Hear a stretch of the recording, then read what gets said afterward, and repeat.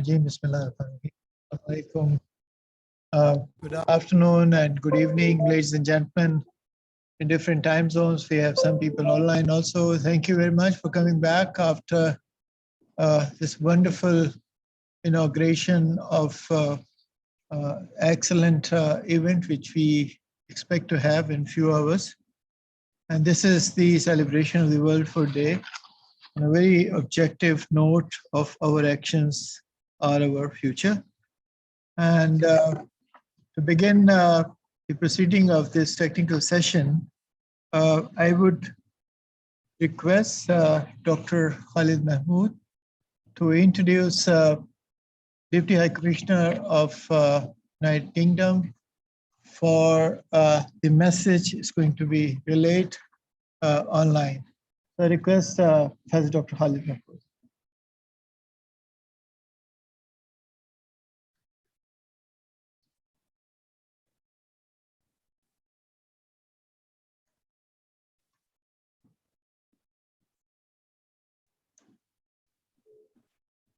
Thank you so much, sir, Your Excellency, for giving us chance again for this wonderful event. I would like to formally make announcement. Her Excellency Alison Blackburn, the Deputy High Commissioner of the British High Commission in the UK. There's a message for her from her. Excuse me, sir, Dr. Khalid. Sir, Dr. Khalid, please turn on your camera. Yes, please. Can you see me now? Yes, sir. Thank you so much. We're just now going to play the message from Alison Blackburn, the British High Commissioner, Deputy High Commissioner.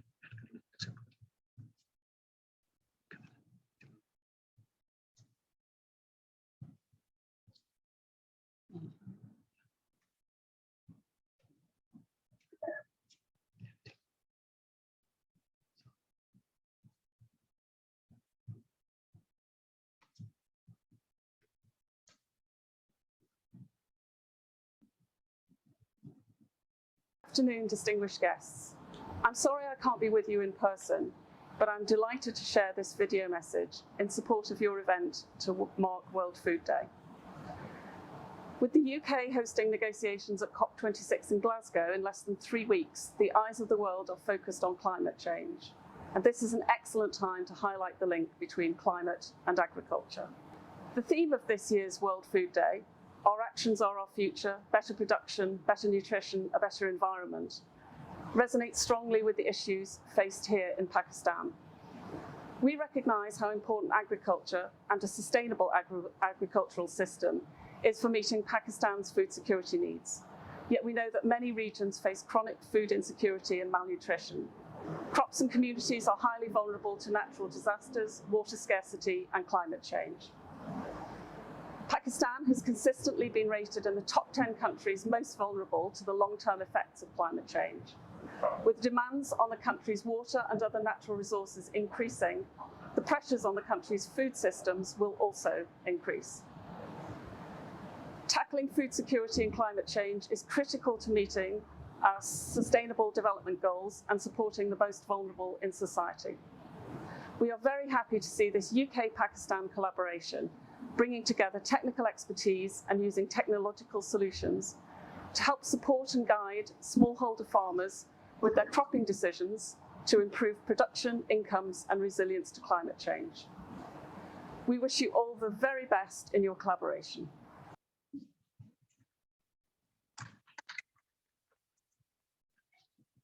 Thank you very much, Excellency, for her message. And we begin the technical session of it from a very eminent expert, Professor Dr. Ashfaq Ahmed Chatta.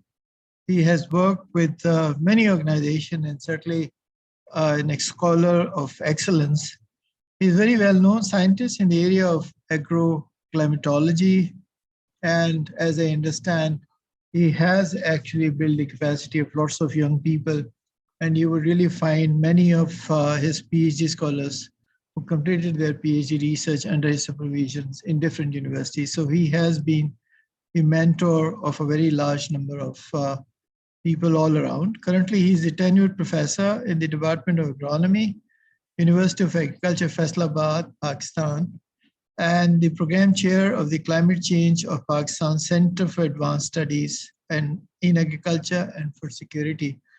Dr. Ashfaq Ahmad Chattha would be presenting his lecture entitled Developing Resilient Food System.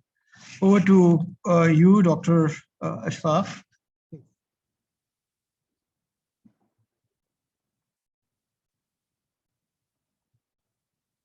Bismillah ar-Rahman ar-Rahim.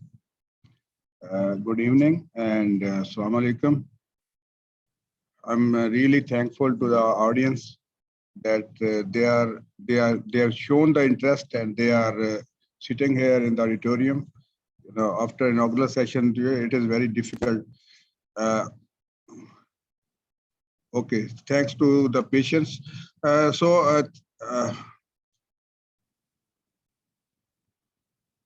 Thank you very much, Dr. Saab, for your kind introduction. I was working, as Dr. Iqbal has introduced, as a professor in Department of Agronomy, as a tenured professor up to May 2021. And I have already produced more than 20 PhD students. And my group overall, climate change, has produced many of them, which are now working in the all the different universities in the country. And a lot of international projects from DFID, from USAID, and many. So right now, I'm working as a agriculture sector risk assessment specialist in a World funded project, CARE. And the title of today's talk is a methodological framework for assessing the agriculture sector risks and hazards in Punjab. So, you know, I have just linked this with the World Food Day because World Food Day, when we are talking about the food security, so these are the basically risks and threats which are undermining the yields and crop productivity and value of the crop. So these are the contents: CARE for South Asia, CARE, climate adaptation and resilience. This is a World Bank funded project. As I said, my presentation will be having scope, objective, and components. And then what is the implementation framework which right now we are following. And then some approaches like hazard risk assessment, climate scenario, how development, floods, drought, heat waves, what they are doing to our agriculture, and what we are actually, what we expect from them. So this project, basically, as I said, climate adaptation and resilience for South Asia, CARE. This has 4 components in all these 3 countries. I just want to again share with you. Right now, it is in Nepal, Bangladesh, and Pakistan. And there are 4 factors on which we are working in this project. That is agriculture, water, transport, and policy, planning, and finance. And the overall, the key points are basically to improve access to regional climate information and analytics for climate-informed decision-making in these areas, 4 areas. Then national level of decision-making and planning tools are better climate risk-informed because we need some new tools and techniques. And then the regional climate resilience guidelines for these 4 sectors, and also the sectoral investment. Ultimately, we want to reach that where the governments and the private companies and with the PPPs, public-private partnership, we can reach with some of the investment in the areas which are much needed for to invest in the climate areas. And finally, number 5 is the institutional capacities, which we lack. Our institutions, our communities, and our personnel, basically, they lack some of many strengths which we want to fulfill with this project.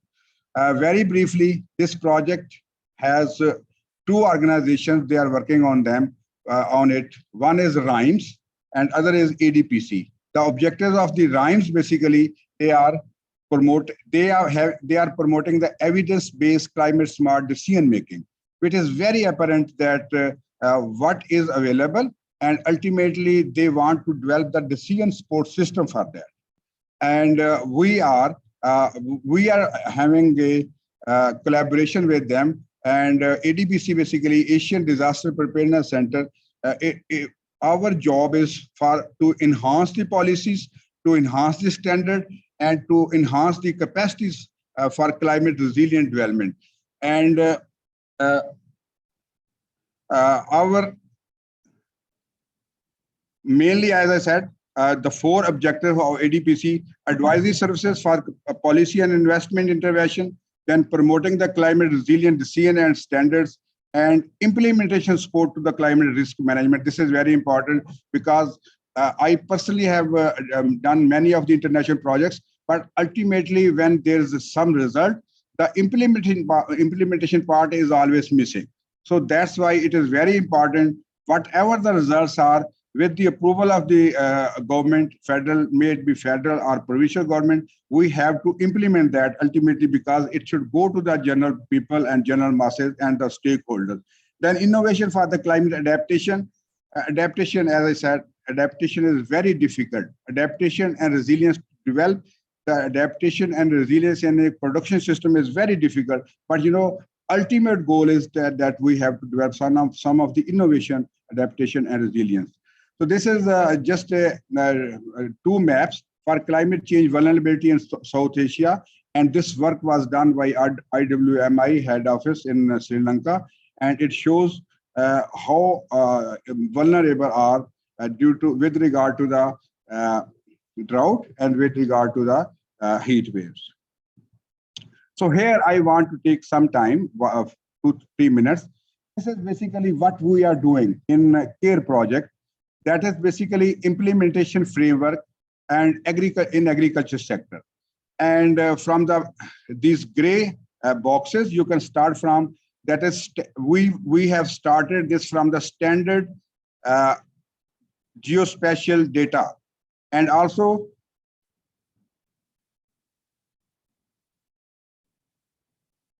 okay, I think it is.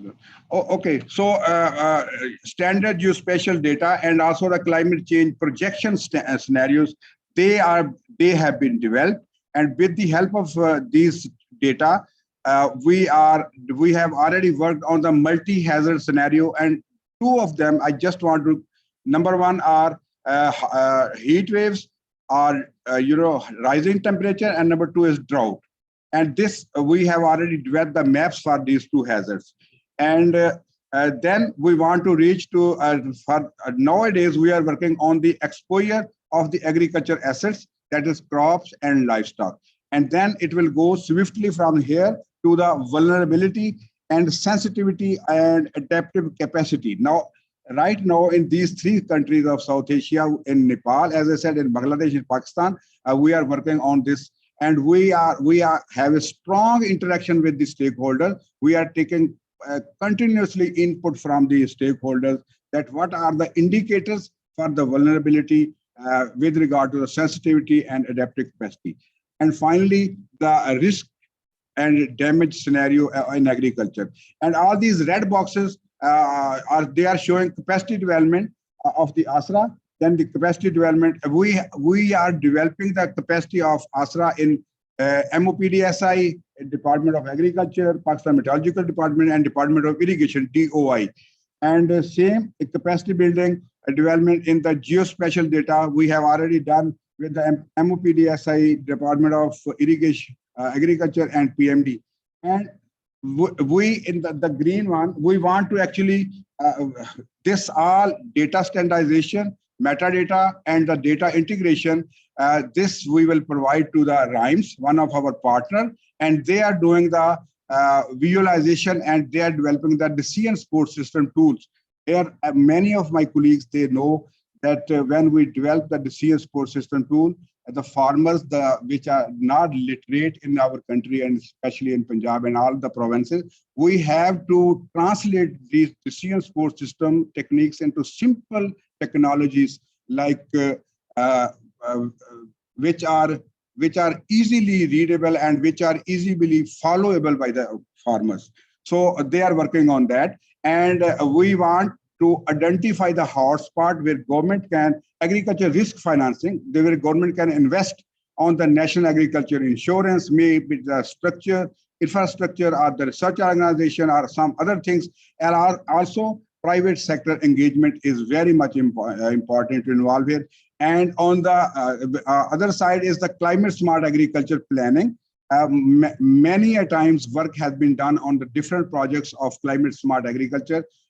We were involved in World Bank and CIET, but you know, the implementation is an issue.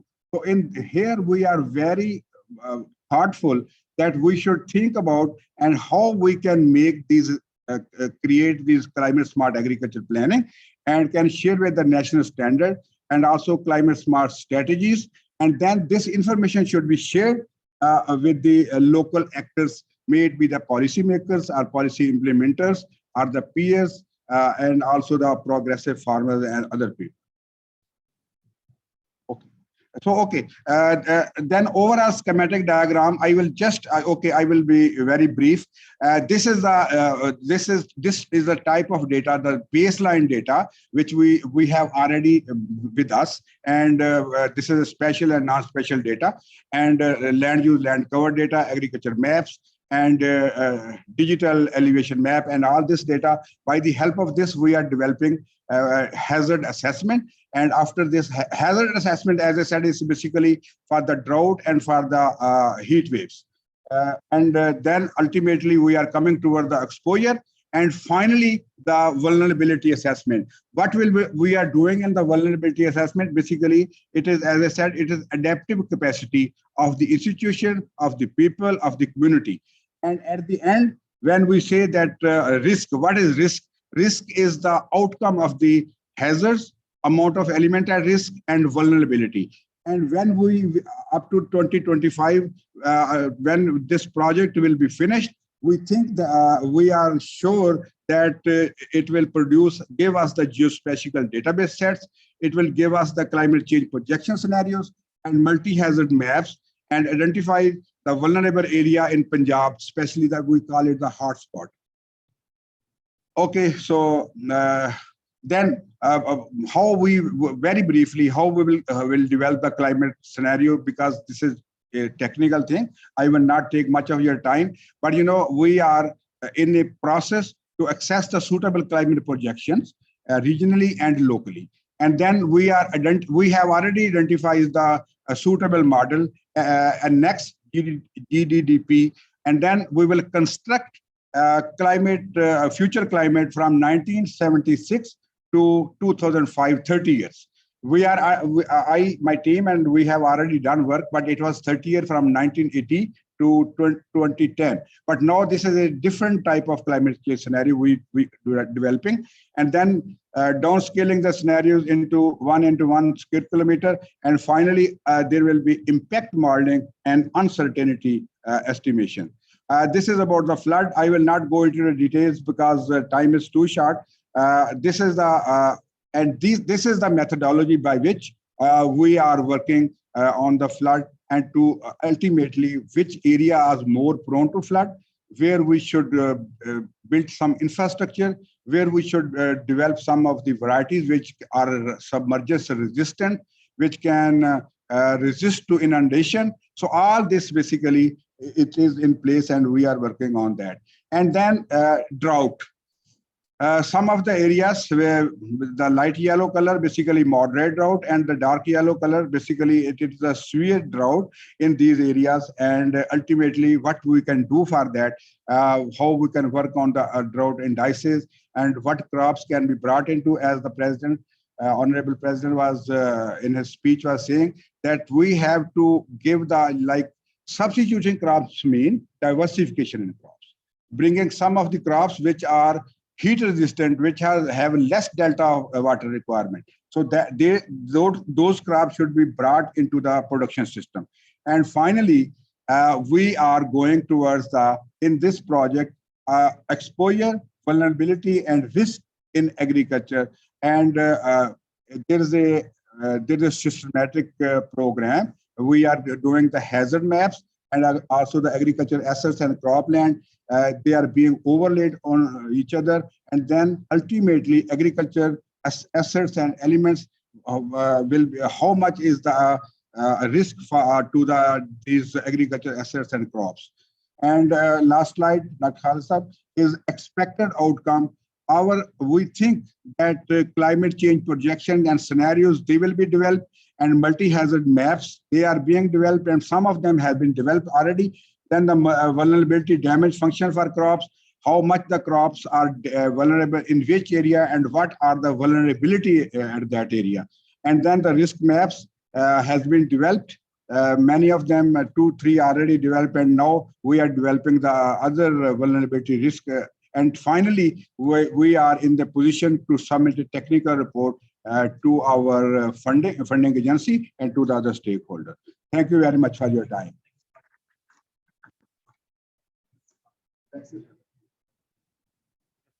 Because we have a bit of a, I'm so sorry for our international participants from all over the world. Next speaker is going to be our speaker from ICBA, Dr. Tarifa Al-Zabi. She is the Acting Director General of International Center for Bioscience Research.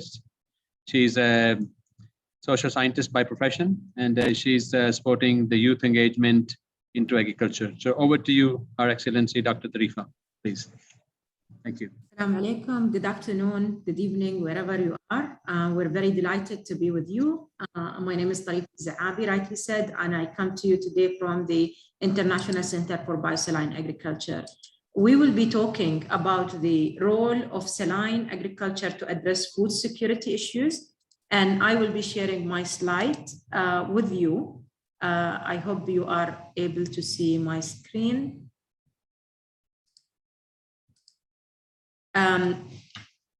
We at the International Center of Biosaline Agriculture were founded in 1999 by a great visionary leadership of the government of United Arab Emirates and the Islamic Development Bank.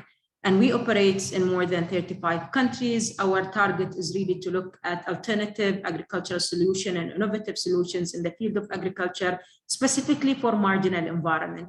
And through the talk today, you will hear me talking a lot about marginal environments and why specifically we're focusing on those vulnerable communities. Again, ICBA, through the scientists we have come up with lots of activities, scientific activities and research to find solutions for these areas.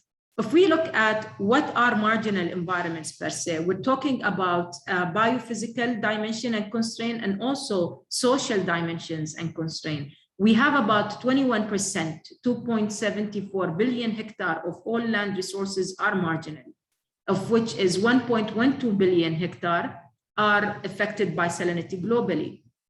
Again, it does impact directly the people who are already living there. And therefore, we have around 1.75 billion people living in marginal regions, more than 820 million undernourished people. And that's why when we would be speaking about solutions, especially about the crops, we will be talking about the crops not only in terms of food security, not only in terms of quantity, but also through quality, because we focus on different crops that will be adding value to the lifestyle and diet and nutrition of people. If we look at the maps, we will look at the marginal lands, which make up about 21% of the total of land resources. And the total area of land used of agriculture is about 1.558 million hectares. And out of this number, we do have agricultural use for about 224 or 300 million hectares considered marginal lands. So it is a challenge. Salinization globally is a challenge. And therefore, we are looking at about categorized of saline, 288 million hectares sodic, and also 157 million hectares saline and sodic at the same time. So we are excluding forests and wetlands, and again, the high biodiversity areas of 971 million hectares of lands. With all these details, all this research and information we have, what can we do? And we also measure the impact in terms of cost. So it is the environmental impact on people, but also the cost of salinization. So it's counted about $27.3 billion because of lost crop production only, and some 310 million hectares of irrigated areas in arid and semi-arid regions. So the cost in terms of social, in terms of human, in terms of land underutilized because of salinity, as well as the cost associated with it. So what kind of solutions? We identified the problem as a research center. Most important is what can we do? So ICBA focuses on identifying and developing salt, heat, and drought tolerant crops for food, feed, and biofuel. And they include, among others, quinoa, pearl millet, sorghum, and siliconia. ICBA also run long-term research on date palm that the center also works to support the development of value chains of those alternative crops. For us, it's not only about the research and the publication only. Yes, it is research, it's a research institute, publication is important, basic research, whether applied research, but we look also at the entire value chain. How can we really work with the farmers to ensure that we do have solutions from farm to fork, as we say. So ICBA has conducted extensive long-term research on salt-tolerant forages as well. This work involves evaluating the performance of various salt-tolerant annual and pre-annual forages under extremely saline conditions. We look at the pictures and we see how we were able to convert all those crops we have researched into product as well, to make sure that we are already contributing directly to the food security of individual. I myself, when we speak about the halophytic crops like siliconia, tried siliconia burger, we tried the smoothies from the siliconia, and we also look at the different type of crops like the halophytic ones, and specifically speaking siliconia, where it could work as feed, food, and biofuel at the same time. Our research also look at the novel production system for marginal environments. What can we do? How can we really develop technologies to make sure that the food production sustained and happening throughout the year? Open field require different type of treatment and interventions. However, if we are talking about net house and vertical farming, what can we really do, and how can these technologies can support us in terms of not only the crops productivity, but also in terms of utilizing the alternative source of water. We speak about the integrated aqua agriculture system, where we can use the rejected water from desalination, a brine or a brackish, to grow fish, and also try to use the water from the fish as effluent to irrigate halophytic crops, and ensure that the cycle is complete and more nutritious for people and less in terms of waste of water and resources. So the integrated model, we're proud to say that in Expo 2020, we are showcasing this model. So whoever is around in UAE is welcome to stop and look at our model during the 6 months. We are also looking at how can we work with soil and water technologies in order to ensure that it is fixed in a way that it's a nutrient, and also rehabilitating the land for better return. We are collaborating with the private sectors, of course, to look at the best practices when it comes to rehabilitating soil. We've tried different I would say, research and different products that will give us the added value. We are also working on calculating how much water the type of soil will consume in order to ensure that it is regulated, and also people are trained on how can they use these type of activities. So it's beyond, as I mentioned, the research, it's beyond also only the applied research we do. We also look at measuring the impact. What did we do so far? I'll take you through a journey of some of the projects that ICBA have done and the program we did. So we have worked in, for example, Kyrgyzstan, we have worked in Morocco, we have worked in Egypt. We've worked on the complete value chain with the farmers, especially on quinoa. Again, it was not only easy for us to convince people overnight to change their food habit and their farming activities and agricultural practices. However, learning by doing and ensuring that we are showing them the best practices, and we're also evaluating what we can do in terms of linking them with the market and ensure that the supplies is already there. Again, it is building that kind of ecosystem and socio-economic development for those communities to ensure that the food is there, the return on investment is there, and also the continuity, which is very, very much important for vulnerable communities and marginal environments.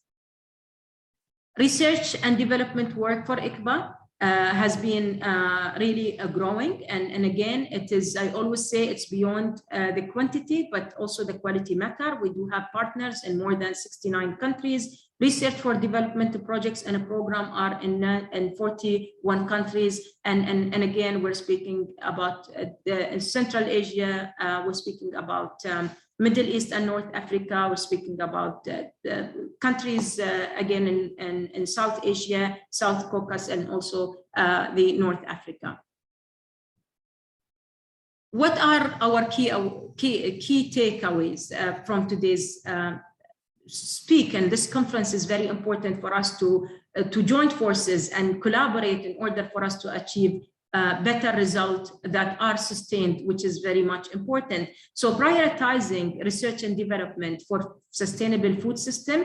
The previous speaker talked about the digitization and the use of data-driven agriculture and all those information. So the employing and the harnessing technology as well is very much important through the research and development. So we're here to collaborate and ensure that the work is being done and achieved in different countries collaboratively with different partners.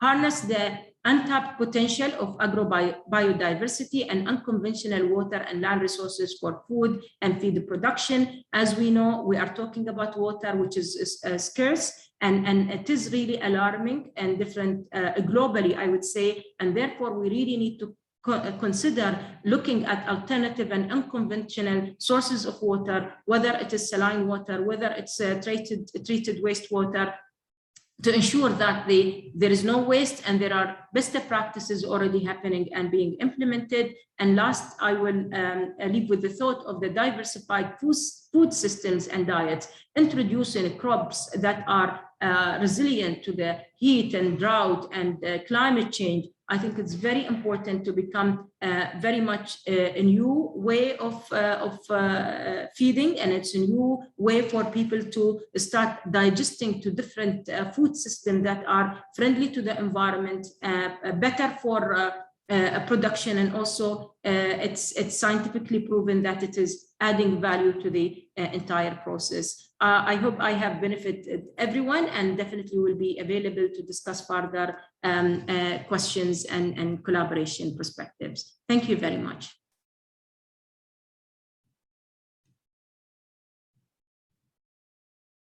Thank you so much, Dr. Tarifa. A wonderful talk, and there is so much to learn from here. Just because we're running out of time, we won't be able to ask questions here. I'll just move to our next speaker. I just want to sort of quickly take the program because we're running almost an hour behind. I'll just ask key speakers to come over on the stage. Dr. Abdul Wakil Saab, please, it's your next talk. I'm going to give you only 4 minutes. It's going to be a bit of a challenge. And then afterwards, Dr. Rashid Bajwa, sir, please come on the stage as well, sir. After namaz?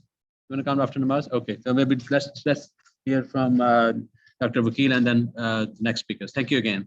And sorry again, our participants who have joined from the UK and other places, speakers, sorry about this delay. And we're just trying to cover up. Thank you. Thank you very much, Dr. Khalid.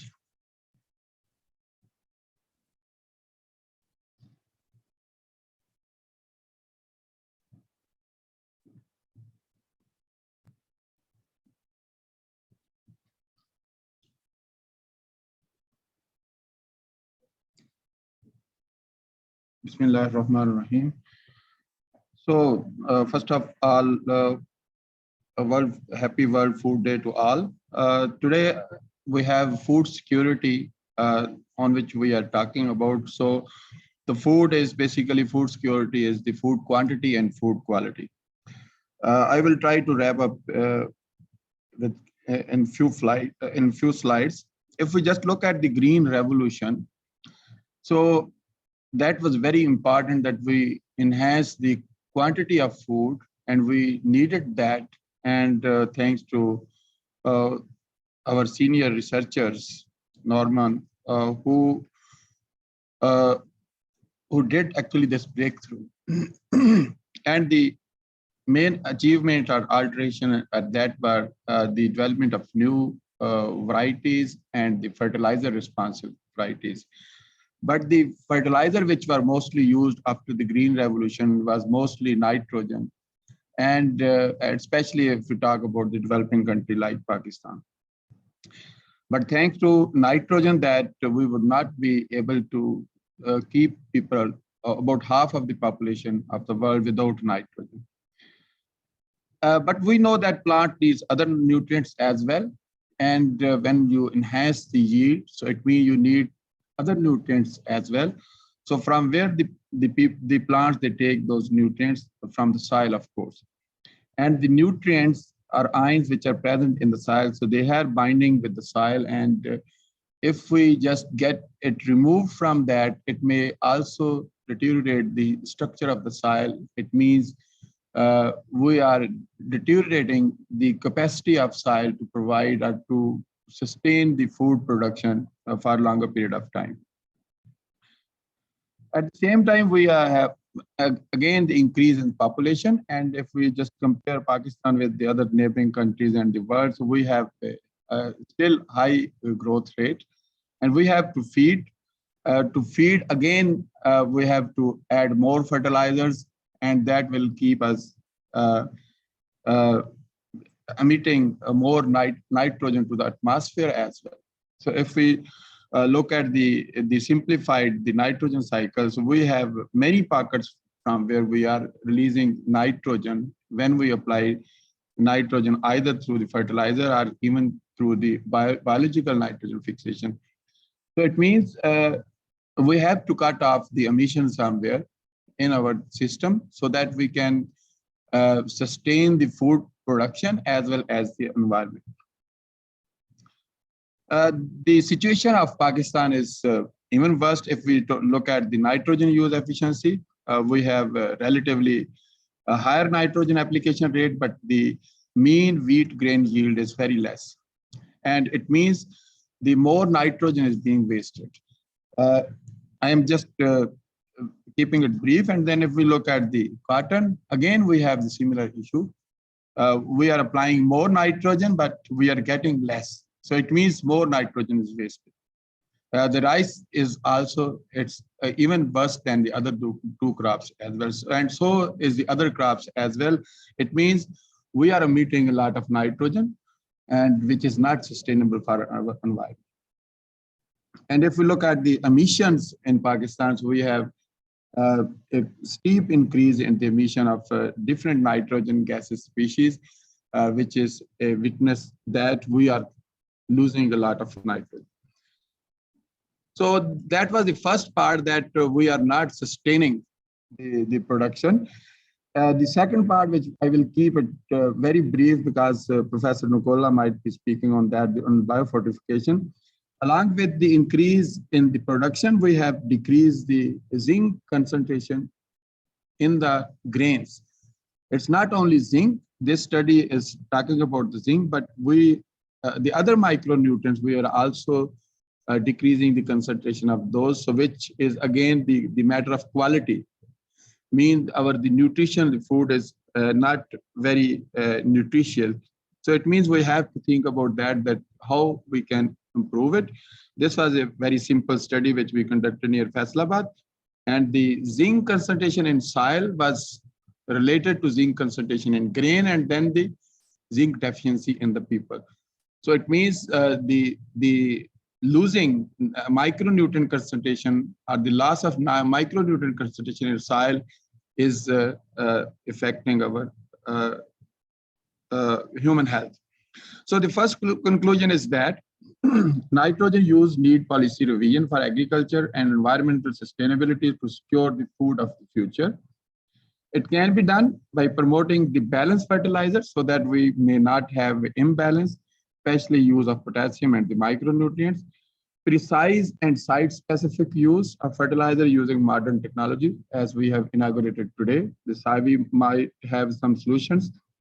Improving soil health using conventional measures such as better crop rotation, reduced use of organic manure, including legumes in the crop rotation. So this is what we had earlier, but we are not emphasizing on these issues or on these measures much.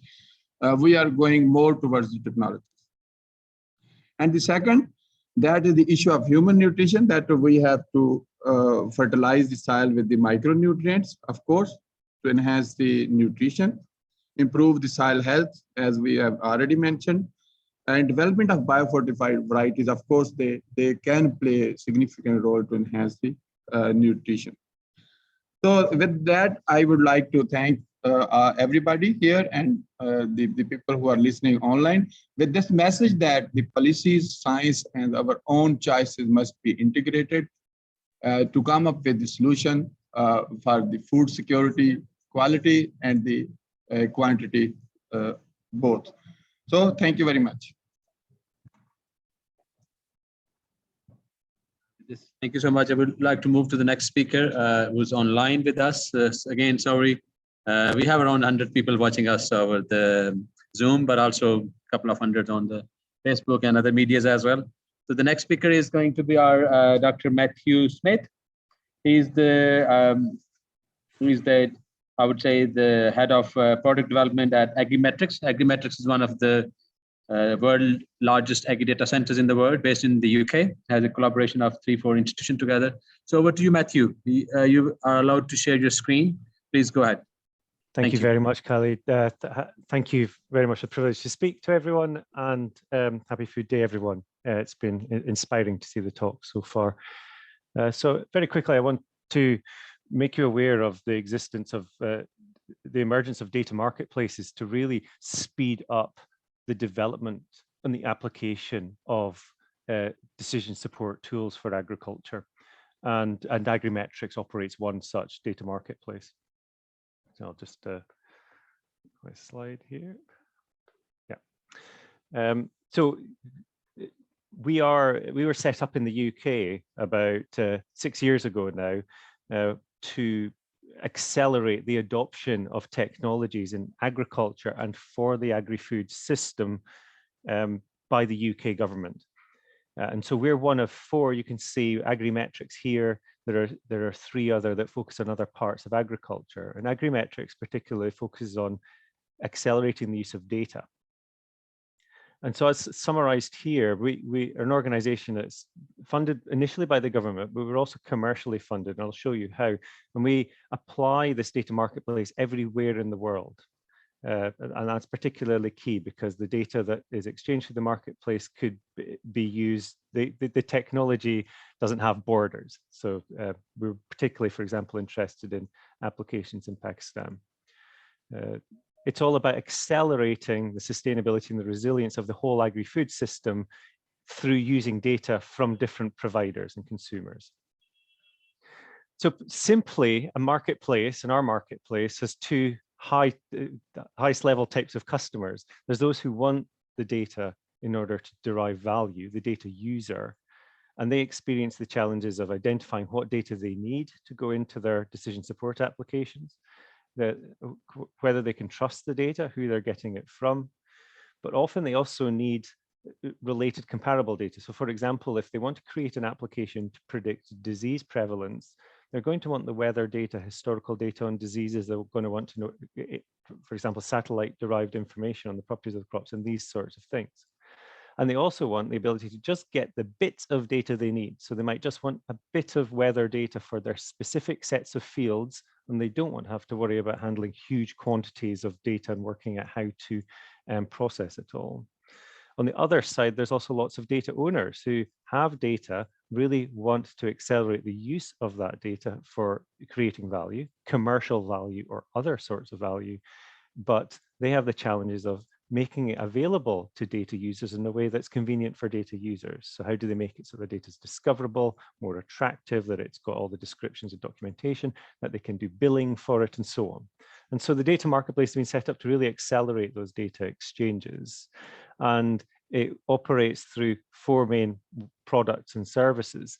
The data as a service, top left, means that data consumers get their data over the internet, just consuming the bits that they want. So it's delivered over the internet, over API, directly into applications. So they could, for example, query for the weather and historical cropping and satellite data for a specific field, and that can go directly into applications. I'll show you an example in a second. The marketplace can also be used for private data exchanges, bottom left, where consortiums can exchange data between them, different providers, data consumers, for example, in a supply chain, and they're using the infrastructure to do those exchanges, but it's not being done in public. No one else knows it's happening. Of course, the marketplace can be used for data providers as this marketplace as a service. They have a place they can bring their data to market, and other people can learn about it and buy it or obtain it in other ways. And we need to provide professional services because, of course, there's a lot of enablement needed in the agri-food sector. There's lots of organizations wanting to know how to do certain things, and we can provide our expertise for that. And then this has really been driven by this huge growth. Of course, we've already heard it in the previous calls about there being so many challenges and opportunities in the agri-food system for making improvements in production and sustainability, and data underpins all of that. And so we need ways to accelerate the use of that data.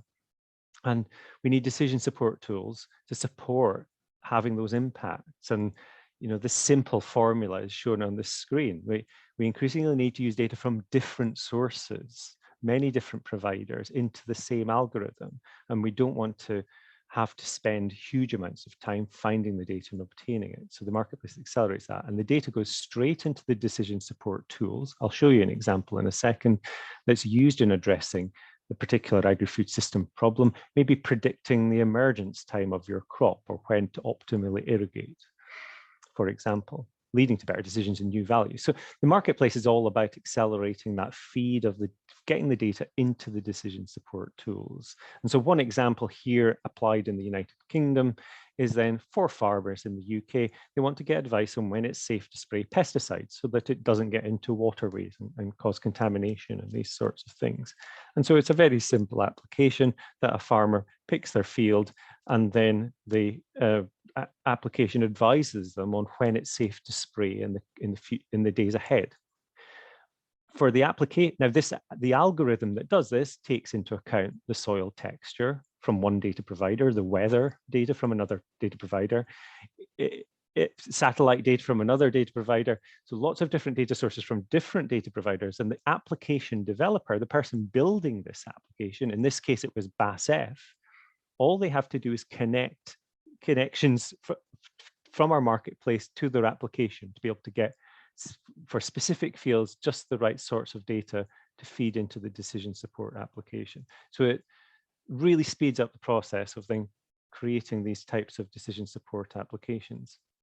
Another one we've been doing with the company Digital Green, which is for smallholder farmers in Ethiopia. In this case, Digital Green do a lot of work for smallholders, particularly in India and Ethiopia, is actually providing a marketplace where different organizations can see how what data is available and how it can be combined.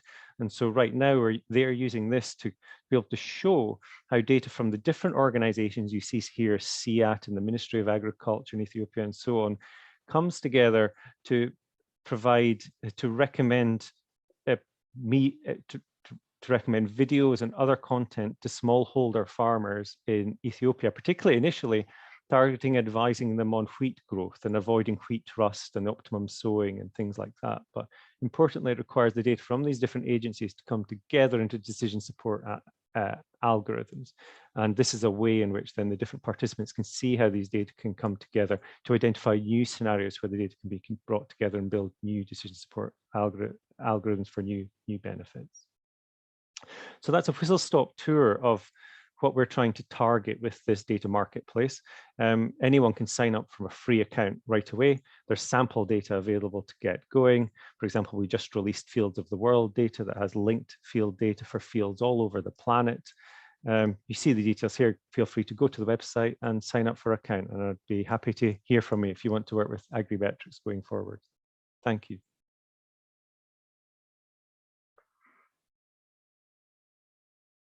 Thank you so much, Matthew, for a wonderful talk. And I know agrimetrics has plenty of things to offer, and especially Pakistan could take advantage of this. And Matthew has worked in the Microsoft in the past, has an in-depth knowledge of where the data could play an important role.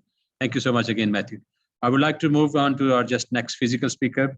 Just guys, let you know, just chin up, around 85 people are online here. They have joined around the world. So we should be sort of taking this advantage to participate in this discussion. So I would like to invite our next speaker, Dr. Rashid Bajwa, who's the Chief Executive of one of the largest program in Pakistan's history, NRSP programs. NRSP started back in 1980, sir? 81. So, and it has got over, I think, many millions, I would say. So these users in Pakistan, we would like to hear from him. So over to you, Dr. Rashid Bajwa, please, sir.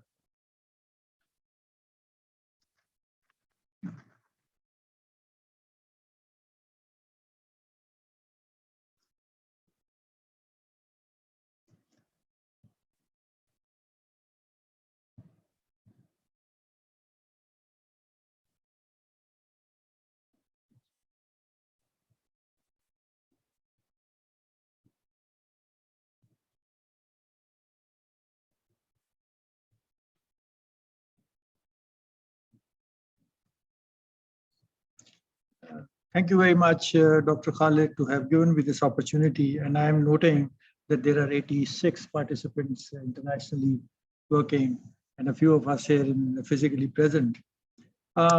This is a very interesting organization, NRSP, set up by the government of Pakistan and never been dependent upon any public sector funding. So no taxpayer funding came to it right from the start. It has been on its own 2 feet. And that has led to its phenomenal growth. And as you rightly say, this is the largest nonprofit in the country. We have organized smallholder farmers, about 3.6 million of them. And if you multiply by 8, you come about 30 million population with whom we are working. We are the largest provider of financial services. Our core job is simple. We organize farming communities. We organize them at a neighborhood level, at a village level, and at a union council level, which is the last unit of development. So the first organization structure is the community organization at the neighborhood level, office bearers of all the neighborhood institutions. They're like the self-help groups in India. They set up this village organization, and then you have the local support organization. Now, this 3-tiered structure took 30 years to be established in Pakistan. And I said without any funding support from any donor. And this is the beauty of it. And this is the public good. And I invite everyone to come and link up with these institutions if they want to do anything which is related to agriculture and smallholder farmers. We work across the country, and I just give you an example of our outreach. This is the map of Pakistan, all the 4 provinces. You can see that these are the areas: entire Punjab, Central KP, all AJK, South Sindh, and South Balochistan. And we work through our hub offices and our district offices, and then our sub-divisional offices. That allows me to hire about 12,000 professionals. Many of them come from agriculture universities across the country. And so this has become a kind of an organization of choice for graduates from agriculture universities to come and work with us. This public good, which we have created, is now available for any donor, policymaker, academia, or even research institutions if they want to link up. They don't need to find money for that. It is available and it is on the table. Now, I need help from everyone because we've been talking about smallholder farmers, but nobody has actually defined what a smallholder farmer is. And this is a very interesting thing that even at the policy level, people keep on talking about smallholder farmer. Average, to me, everybody has their own definitions. I talk about a farmer with irrigated land of 5 acres or less, and that is a smallholder. But I think the government should come up with a definition of a smallholder farmer that will clear a lot of problems in our minds about the definition of who that person is. And this becomes even more important with this new program, which the government of Pakistan has announced, the Khushal Kamyab Pakistan program, where they intend to give 1.6 trillion rupees of loans to smallholder farmers at zero interest rate. And this is going to obviously change a lot of things and how the farming is done in the country. But ladies and gentlemen, of this 3.7 million which we have organized, 1.2 million are already accessing commercial credit from NRSP. Now that 1.2 million people borrow money, pay it back with a service charge, and that allows the organization to grow. Now, I think in the future, the country needs a few things which I'm going to talk. One is of financing in agriculture and how to get rid of the middleman. The middleman for the smallholder farmer, it is like the Raiffeisen model in 1888 in Germany, which stated, and this was a small, he was a mayor of a small municipality, and he said that he organized small farmers and said that you are being crushed by three giants. One was the landlord, second was the shopkeeper, and third was the moneylender. The same is happening in the country. And now the middlemen have come with different faces. You will see them as agents. You will see them as aartis is a traditional, and we have a lot of taboos around the aarti, but there are now agents working in the villages, which aggregate products or produce of small farmers, pay them, discount their cash crop, and then they make a margin and a hefty margin on that. The second more important thing is that we need to look at value chain, and one of the speakers talked about value chain. And I think all of us, I'm offering you a visit to Hafizabad, where we have set up a complete rice value chain with 20,000 tons of capacity, linking up almost 25,000 smallholder farmers. And this model is there. Everybody can come. We'd be happy to invite you over there. These farmers who are linked with us, they have options. They can sell it to the organization which is there, the plant, but they can also store it. And they are eligible for an electronic warehouse receipt. We always talk about EWRs and electronic warehouse receipts, but nobody knows how it works. And this is the first experiment which we have done, which is now going to be traded on the Pakistan Mercantile Exchange. And that is how a small farmer will be connected internationally with his product. Another very important thing is that we are looking for a solar powered hydroponic plant. I heard about the hydroponics in the morning, and I want to invest in this. So I'm not saying that I need a donor. I don't need any government. Anybody who is interested to work with me, I have got money and funding for it. We have got land available in Sahiwal and in Bhakkar. And we can actually set it up, and we want to do that sooner than later. And we want to test different products like tomatoes. We were talking about, Pakistan, I was looking at some of the data that most of the tomato paste, 100% tomato paste is imported. And the reason is our tomatoes do not qualify for being turned into a tomato paste. So we need hydroponics for that also. And another very important thing which IFAD is asking, and we have a project with them, they're asking for two things. One is marine fish hatchery for restocking fish in the Arabian Sea. So they want a marine fish hatchery. I don't know how to do it. And we are talking to the Chinese friends that please help us. The money is there. We don't know how to do that. The other important thing is that they want, in the northern areas, they want a solar pumping station for pump water from, as you know, rivers in northern areas that are very deep, like 300, 400 feet down. And they want to pump water up. And they have identified about 2,500 acres of barren land, which they want to irrigate through this. And that barren land is called, in northern areas, called a das. So they have a das, a piece of huge chunk of land where they want to do that. And we are looking for some partnerships which we can offer. Lastly, I think the future in our country is immense. We have got enough water. We waste a lot of water. We've talked about, the president was here, he was talking about the water and how we waste them through flood irrigation and the technologies which can be used. Luckily, they were all power centric. And now with solar systems in place and readily available, to me, I think it's very important. Now, just imagine, we have just, I was in the afternoon, I was giving an idea to one of our investees, Karan Das, Pakistan. And this is an idea that we had taken a small village in Potohar, where and it is right on the banks of River Swan, that we want to pump water from the river, store it, and then irrigate, and then not only just do a flood irrigation, but put in moisture sensors, which, by the way, are now being tested at LUMS. LUMS students have developed this technology. It's available now, and we want to connect everybody. So a solar provider, a pumping provider, organization like us who can develop these water ponds, and then pumping water into the fields through pipe waters rather than through open drains, and then putting in high value crops. I mean, example, as I already said, that if, for example, if all this can happen in Potohar, we can set it up. This whole 250,000 acres of land can be developed. And my friend Malik Saab is there, my colleague, that he knows it better, that the entire Potohar can be transformed into an olive garden. And look at the value which can be added. An olive tree, by the way, lives for about 100 years. So just imagine that the investment which you can do today can be for posterity.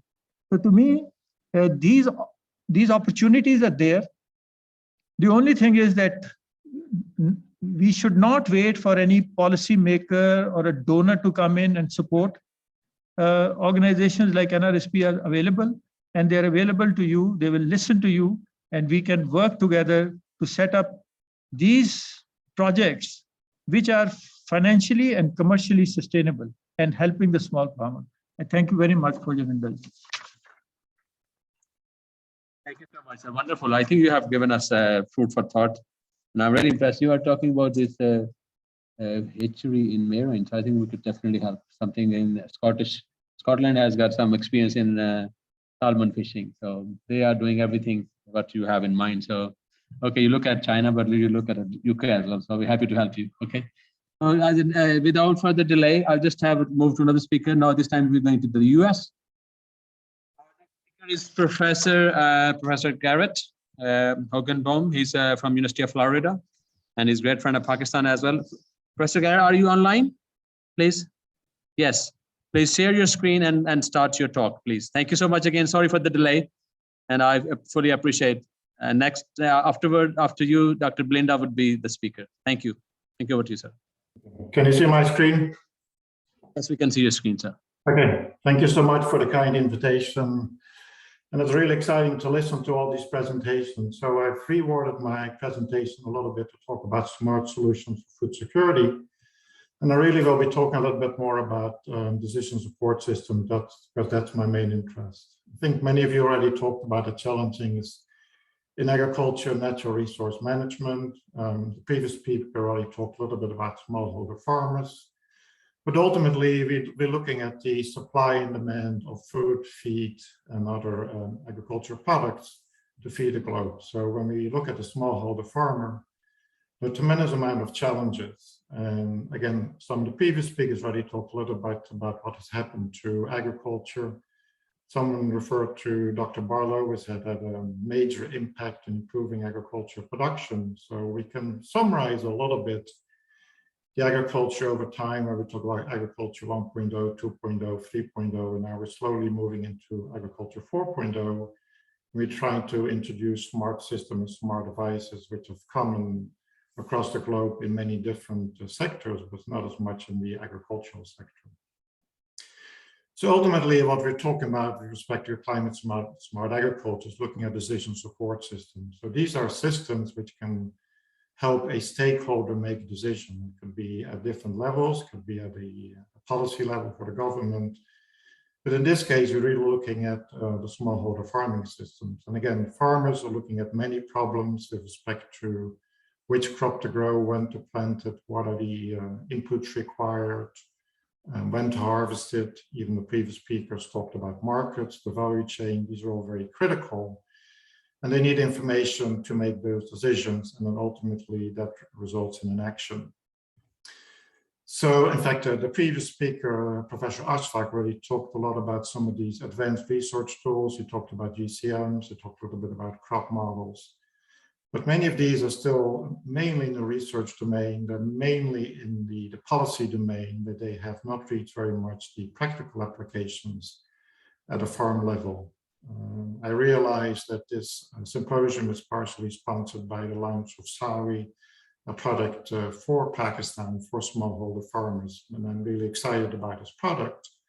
There's still many challenges for introducing new technology to farmers. So ultimately, it's not only about the decision, but it is also about the action, as I said earlier, but we need to go one step further and talk about income and profitability. We can introduce many different technologies, but many of those technologies are quite expensive. So we really need to be aware ultimately of the livelihood of these smallholder farmers. So when we talk about these decision support systems, they can be quite complex. One of the previous speakers already talked about data as well. We got a huge amount of data out there. We have tools. We can combine these that ultimately lead to advice to help solve some of these problems. And again, from a research domain, it is quite interesting and challenging, and we can implement these. But when we again start looking at farmers and how they make decisions, it becomes much more challenging. So I have somewhat of an experience working with farmers in the United States, in this case in the Pacific Northwest, which is an arid climate very similar to the Punjab region, where it is very important to make decisions. So one case study example I want to show you is looking at potato production in the Pacific Northwest. It's a high value crop, requires high inputs with respect to irrigation. So you would assume that technology would play a critical role in this decision-making process. So this is what from the sky using remote sensing or images looks like. So all these circles represent irrigated system, irrigated potato systems, as well as vegetable crop systems. So again, these are high input systems. These little balloons shown here, they represent actually weather stations, automated weather stations, where we have near real-time weather information available to help farmers make decisions. So related to that, we developed what's called a mobile irrigation scheduler, which is shown here on the right, linked to the weather station shown here on the left. And we thought that this would be a good tool for farmers to use for irrigation management decision, to schedule when to turn on the irrigation system and how much irrigation to apply. However, when we talk to the farmers, and these are very large farmers running 10,000 acres and more, said, no, we're not really interested in this irrigation scheduler. We've hired an agronomist, we give him a truck, he drives around and he feels the dirt. And that's sufficient to make irrigation scheduling decisions. So again, we think as a scientist, we know what to do and how to provide advice. But when we implement it, we found that the farmers were not very receptive to this idea. And I want to show you a second example where we were successful. The previous speaker talked already about high value crops. So here you see some pictures of apples. I'm not really sure if you grow apples in Pakistan. That's beside the point. But an apple tree provides a lot of flowers when it blooms. And for the farmer, he wants to market a particular size of apple because they get paid for it.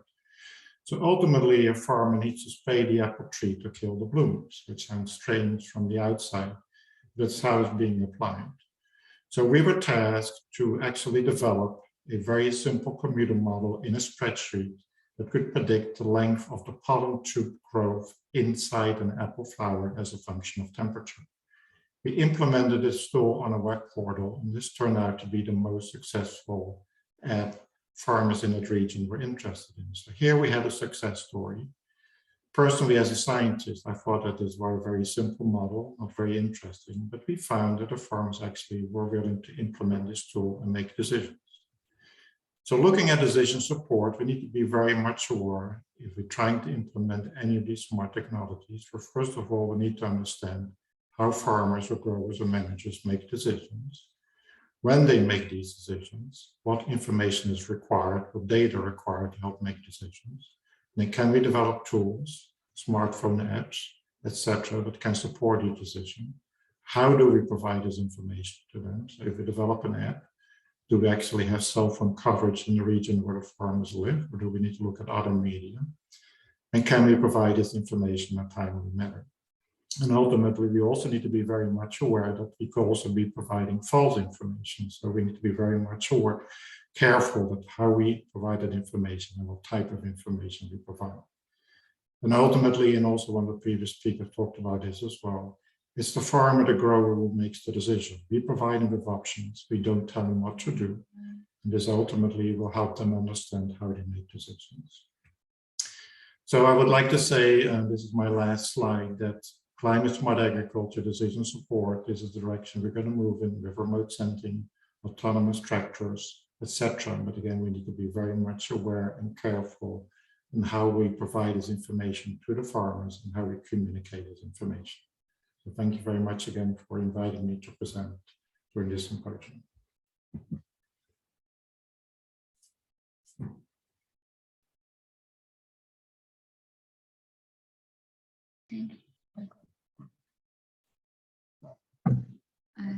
Thank you so much. Now I would like to call upon Dr. Blindy Luke from CABI, UK. She has 10-year experience working in biopesticides and insect pathology. In particular, she has expertise in mass production of metarhizium and species and formulation of fungi suitable for the field application and for commercial states. Thank you.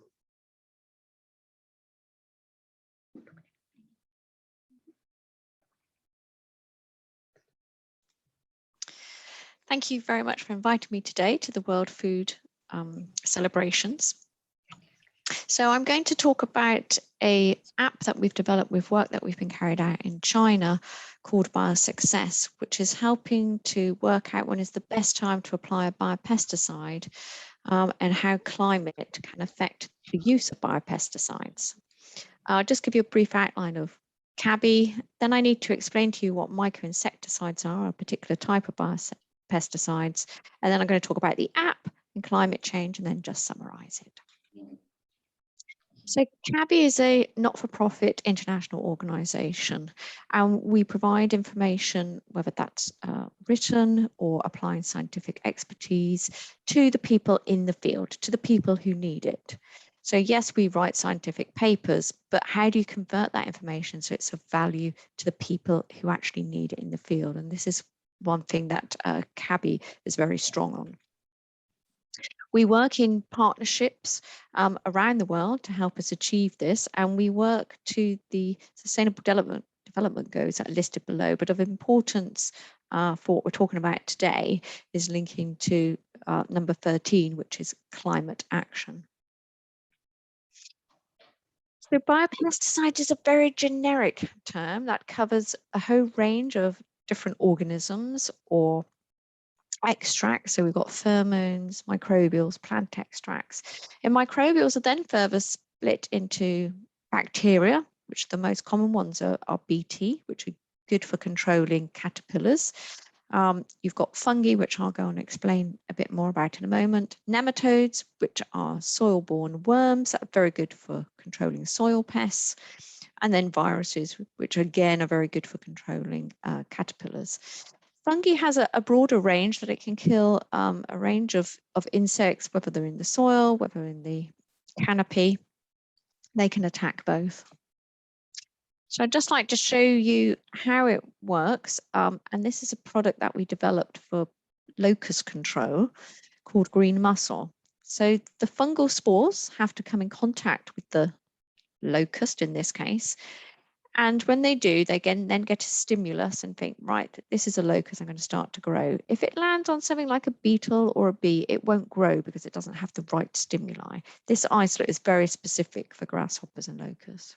The fungus then develops inside the body of the insect, eventually killing it, and then those spores are released to go on to infect new insects coming into that area. But this process can be as quick as 7 days or possibly 20 days, even longer than that, it all depending on the temperature. So what is the temperature? So of course, with climate change changing, that means that the effect of our biopesticides will change. Not only does climate affect the speed of the biopesticide, but it also affects the speed that the insect can go through its life stages. For example, here with the locust, there are 5 juvenile stages called instars before it becomes an adult. That process can be as quick as 21 days, or it can take 3 months, again, depending on environmental parameters. So it is possible that with climate change, if you have an increase in temperature, you could possibly see more generations of insects in a season than what you're currently used to. And obviously that has a big effect then on agricultural crops. So what is Biosuccess trying to do? It's trying to give 2 different groups of people, where we're talking about people in the field and people making decisions, perhaps in government levels or in company levels, on where is best to use the biopesticide and at what time. So if we look at the graph on the left-hand side, you'll see that at the bottom, it's pink, it goes to red, orange, yellows, greens, blues, and blacks. And that translates to the number of days it takes for the biopesticide to kill around about 90% of the population. So at the very bottom of the screen there, in the pink area, it takes 12 to 14 days to kill 19% of the population. And that's on the 15th of April. But if you go higher up in China, then you've got the blue areas, which can take, you know, over 30 days to be effective. But if you look at the same part, the same country, China, on the 15th of September, when there are different climatic conditions, you can see that that map has changed quite considerably. And now over half of that map can control the locust, in this case, within 14 days. So again, climate is a huge influence on how quickly our biopesticides can work in the case of fungi, which are living organisms. As I was saying, the main features of the app is split into 2 different ones. We've got an historic analysis where we've got data from the last 25 years, looking at climatic data, and then our various models that can then tell you how quickly the biopesticides worked at those different times. And then also the current analysis is for the person in the field. If I spray today, how quickly am I going to control my locusts? Or you can do, I want to control my locusts before they reach 5th instar. When's the last date I can spray in order to achieve that? So here again, another map of China. The colors are slightly different this time. So we have blue representing the quicker speed of kill in the south of China, and the red's taking longer to kill right up in the north of China. But what is of particular interest are the 2 bar charts and a point chart on the right-hand side. So in this particular example, the spray date was the 18th of April. The latitude and longitude is for Shandong province, which is more in the north area. And we can see here that the average time to kill 90% of the population is 21 days, but it has an uncertainty range of 16 to 26 days over the last 25 years. And if you look at the graph on the far right-hand side, you'll see actually that in the last 25 years, the time to kill has been increasing in the Shandong area. And that's because the temperature is increasing in that particular area. We go on to look at this further. You'll see again a picture of China, and there's red areas, white areas, and blue areas. So the red areas are parts of China where there has seen an increase in temperature over the last 25 years. The white areas haven't changed, and the blue areas are where there's been a decrease in temperature over the last 25 years, which will also have an effect on how quickly your biopesticide can work. And then if you look at the bar chart, the histogram on the right-hand side, we will see that on average, there has been a 1% increase in climate in the last 25 years within China. And that's certainly true for the Shandong area where we are carrying out our field trials. We've also looked very briefly at this in Africa, and Africa gives us a slightly different story. So the spray date here was the 18th of April, and we were looking at Senegal. So we were getting a kill in Senegal after about 18 days, but the variability was from 16 to 21 days. But you can see here from the scatter graph at the bottom on the right-hand side, is that although there's variability between years that goes up and down how quickly you can kill 90% of the population, it's actually quite static. So there doesn't appear to be currently an effect of climate in Senegal. It seems to be quite stable. So in summary, I would say that there's a strong evidence that climate change is really taking effect in China, but perhaps less so in Africa and certainly in Senegal, where we carried out some studies there. And this will affect the insect development. It may mean that you're going to get more insects generations within one season. So you might need to apply more chemicals, or sorry, more pesticides or microinsecticide to control them. And then also as well, your microinsecticide efficacy will change. You might have used it last year and it worked one way. This year it might be different because the climate is different. And that is what this app does. This app lets you know how quickly it's going to work in your area of interest. It can also help governments and commercial companies. So the commercial companies who produce it, they want to know where they're going to send their product. Where is it going to work best? Because they can't, most companies can't supply the whole world, so they need to target where they think their best markets are. And governments are often restricted in the amount of biopesticides that they can get. So again, they can then place it to where it's needed most and where it's going to work the most efficiently. So I think the Biosuccess app can help build confidence in using microinsecticides, especially in a time when we have got climate change and changes from year on year as to what's actually happening. Thank you.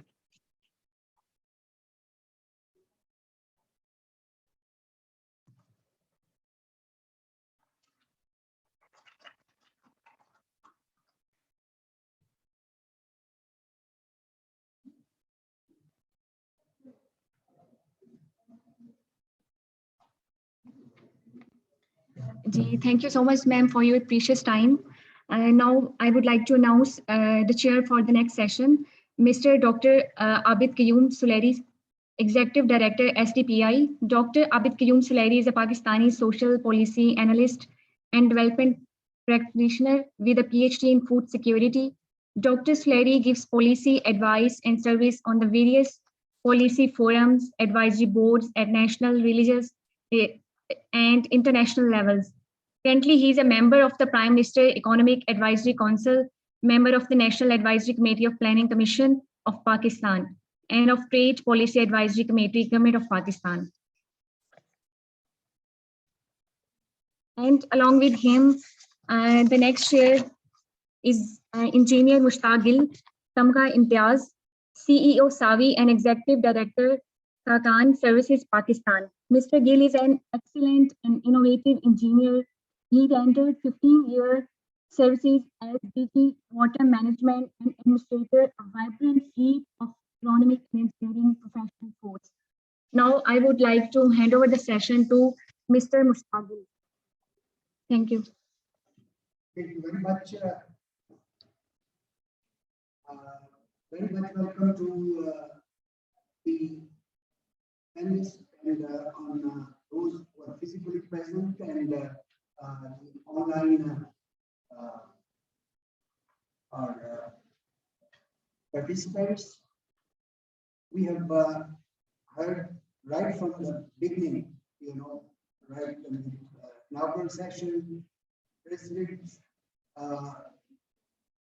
speech indicated the gray areas, the challenges, and the opportunities which we are having through this World Food Day. We feel that our action will speak for our future. So on this very onset, I would just like to introduce and pose a simple question that what we carry back home in the context of Pakistan for our policymakers, like Dr. Abid Sulahi is here, and he is heading STBI Sustainable Development Policy Institute and the policy which government of Pakistan can. I have just heard from the ICBA, Dr. Taribi, she indicated the potential of marginal lands, marginal environment, and the opportunities which we have got. Dr. Azim Khan, our main policymaker, chairman, Pakistan Agriculture Research Council, and some policy implications on these solutions which have been suggested. But I will just like to add here that the most important gray area in our in Pakistan that we can share with some other Muslim countries like Egypt, Turkey, Morocco, and Emirates. That is on the marginal wastelands, deserts, and semi-deserts, lands in the new kind of canal commands which we are just going to in Punjab. Two canal commands are going to Jalpur Canal, and then in Thal area, the Greater Thal Canal Command Area Development. These are the seasonal canals, and I think that is the area where we can go for non-traditional agriculture, non-traditional irrigation, and non-traditional diversified crops to meet the food security challenges. So may I just request the main panelist, Chairman Dr. Azim, to give policy views on it. How can we address this 11.2 million hectares of marginal cultivable wastelands, which are just including the Footwar Plateau and some other vast lands in Thal, Cholistan, and other areas of the country, which I think at this stage, if we take example of normal yields and fields are where we have main potential of rainfall, but at least yields of main crops are dismally poor, and you could see from district of Footwar, I was sharing with Fateh Khan Sahab that the average yield of wheat in Footwar is 1.6 tons per hectare, but farmers there you will see that millets are getting 5 tons per hectare. So how can we bridge this gap by bringing together these gadgets in new areas and all?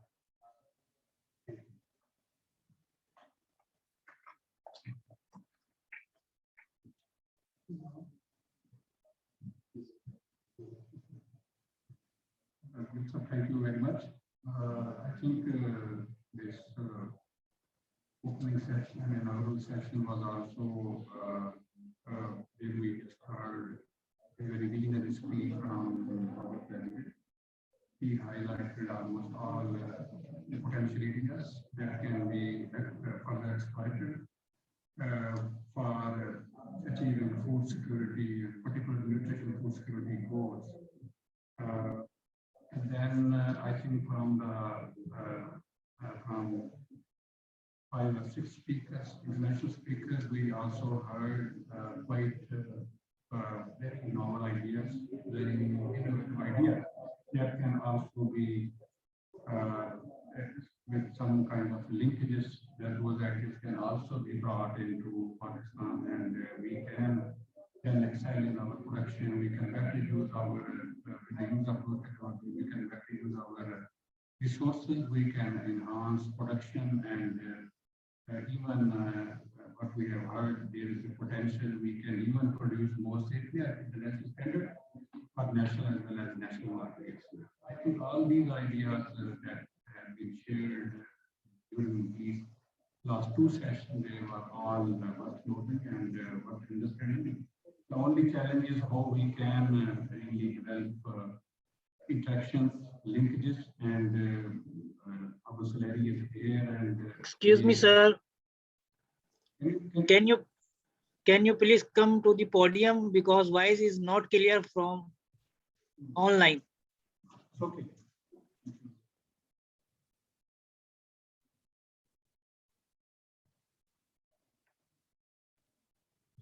So you have listened me to a certain extent.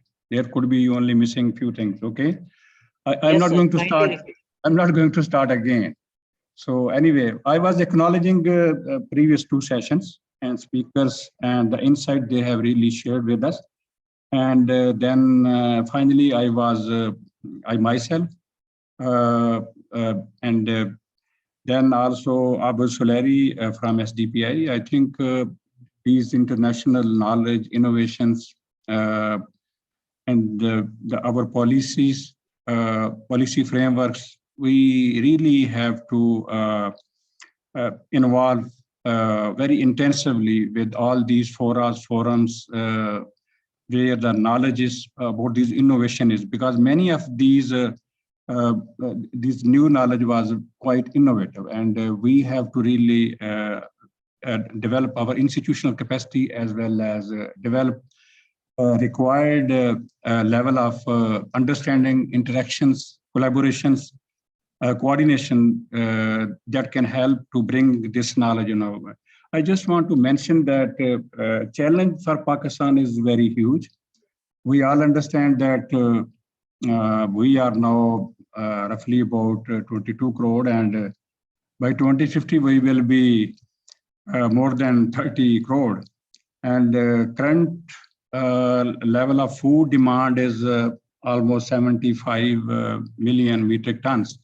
And it will further increase to 130 million metric tons. And we are heavily relying on our favorable environments, I mean irrigated areas.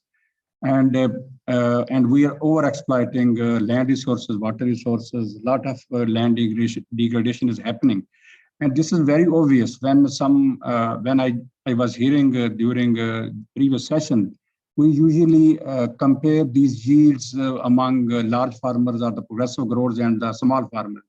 I think partly that is true, but mostly the way these resources are being used, that really create these huge gaps where our even wheat growers in competition, their yields are estimated around 95 months or maybe 9.5 tons per hectare, 95 months per hectare, whereas our average yields are roughly about 30 months per acre. So these gaps are mainly, there are many causes, but few things, those are very obvious that with the passage of time in these favorable environments, we have exhausted our organic matter. We are very heavily, our cropping intensity has increased manifold. We are using unsuitable water. We are over-exploiting our ground water, fresh aquifer, and using, so challenges are huge. And then also opportunities are huge in Pakistan. And we are very frequently sharing about those opportunities, because Pakistan is also land of opportunities. We have, we all understand we have more than 1,200 kilometer coastal line that has huge resource base in terms of water, in terms of land. Similarly, we have more than 18 million acre feet water that is currently not harvested properly.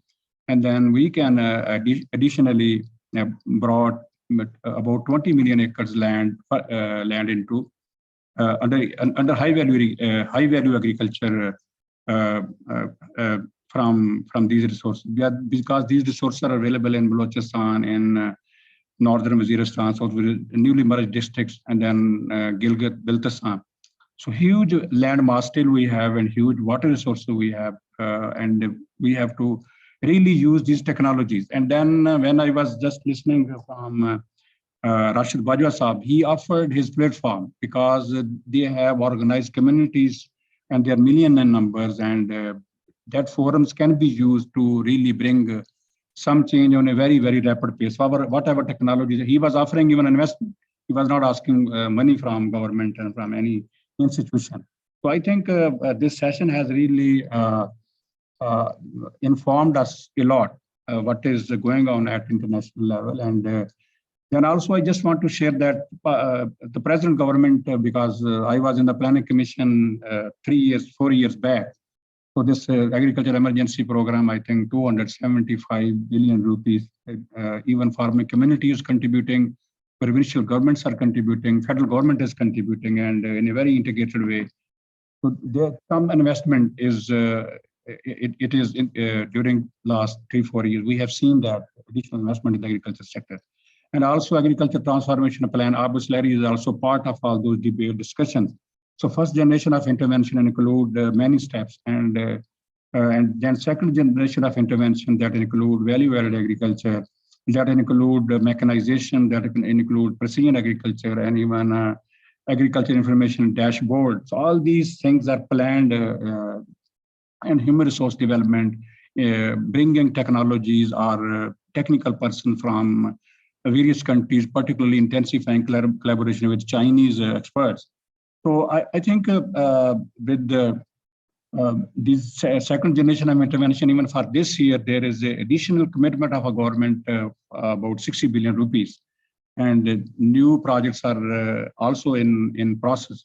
So I think whatever we are planning, if we have to look at, there is a need for better integration, better collaboration, linkages with the international institutional organizations, and then coordination at national level, development partners, public sector, research organization, academia, I think, and then proper planning of this intervention with very clear business model, intervention in public and in PPP mode. It is highly needed, and linking all these intervention with the market, as Rashid Bajwa rightly emphasized, and we have also experience of lot. I just want to mention only one thing, that we experimented in Tharparkar Desert, and we have proved that 38 varieties of date palm, and then many other fruit, high value fruit crops like chiku, like bear, like citrus, even lot of even guava. We have been able to demonstrate at more than 40 locations that with saline water, these crops can be planted very successfully, and we have estimated at 8-acre level model and even 50-acre model that only in 2 to 3 times the payback period is very, very small. And in 3 to 4 years, whatever will be invested in these ecologies, that will be paid back. So even we have our own model as well. The only requirement how we can scale up, how we can, as a partners among development partners as well as public sector organizations who have rich experience. There are a lot of experience. Similarly, cold water fish, lot of opportunities, experience are there. So we have to really mainstream whatever we have explored during last many decades. Similarly, in this high efficiency irrigation system, solar-based irrigation system, so a lot of and the service providers, the backups, all these are well known to all of us. The only requirement is how we really mobilize and how we really achieve scale in limited time, and also target mainstream our marginal areas where I just mentioned that we have 18 million acre feet water. and more than 20 million acre area available with us, and we can grow high value crops. The only thing is we link these areas with the markets, and then add value, and then develop some market networks, and mobilize communities, train them, develop entrepreneurship. There is a possibility that not we will be producing for our own people, we will be producing surplus and adding value, and value-added export is really needed for the country if we really want to develop. I think with this background, I thank you very much for providing me an opportunity, and I would like to eager to listen from Sulari sir. Thank you very much, Nikon. We would also we would like to listen to policy decisions in the context of both the sessions, the inaugural session, where the Honorable President has, Excuse me, sir. Can you please come to the podium? Thank you, sir.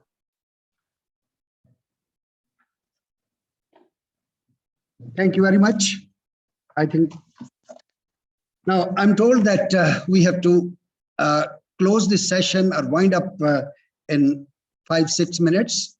So I won't be in between Dr. Abid Sulari Saab and yourself, but I must indicate that as indicated by Dr. Rashid Bajwa, the huge potential of our areas of marginal lands, particularly Potwar Plateau, where we can go for rainwater harvesting, where we can go for storages or uplifting on farm or off farm, where we can find the possibility of crop diversification, like bringing olives, grapes, and value addition.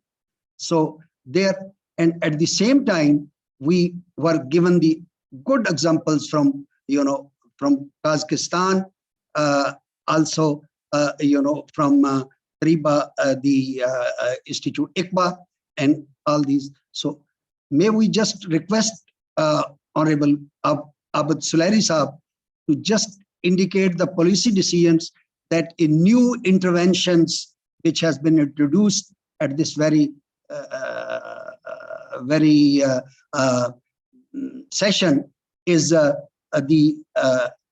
using the platform of UP Sign and Savi platform, where all these satellite-based and solutions are available about timing and amounting of irrigation water, the nutrients, and how can we test these or implement these activities in our areas which are marginal lands, as I indicated before, the new canal commands. We would like to hear the policy decisions of Government of Pakistan, how best we can implement and bring a change in food security in our region.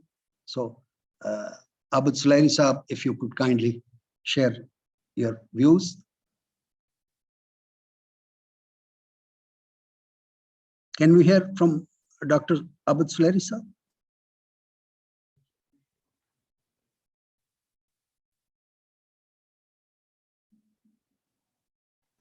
No, sir. Abid Sulari Saab not connected.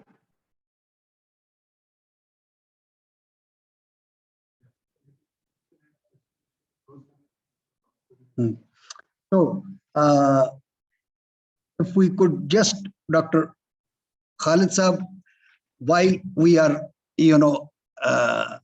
extending our heartiest gratitude and thanks to your efforts, this is, I think, the best message, the great message which has gone on the World Food Day, that how can we, bring the experience of all the countries all over the globe, whether it's United States, in Florida, or in Turkey or other parts of the world. So to bring a change through, our actions, and our actions will speak of our future. So we would like to, get your final concluding views. But before that, we can, if there are some questions, whether online or from the participants, they can just, indicate.